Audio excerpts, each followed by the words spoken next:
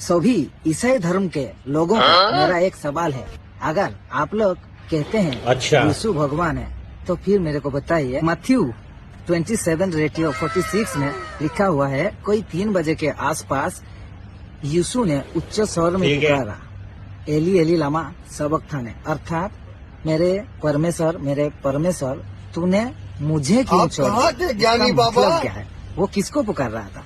अरे भाई वो तो खुद भगवान है ना, तो फिर दूसरे परमेश्वर को जरूरत क्यों पड़ गया उसे? उसका नाम क्या है? बताओ।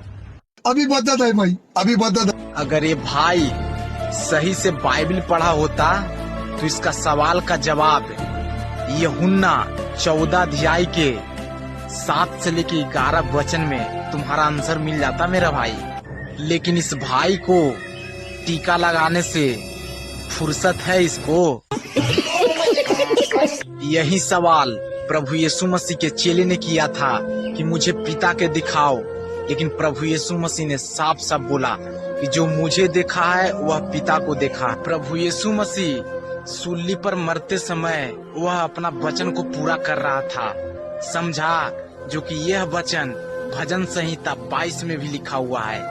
चंदन टीका लगा के आया है सवाल करने, पहले जाके सही से बाइबल पढ़ मेरा भाई, तब तेरे को समझ में आएगा कि परमेश्वर कौन है।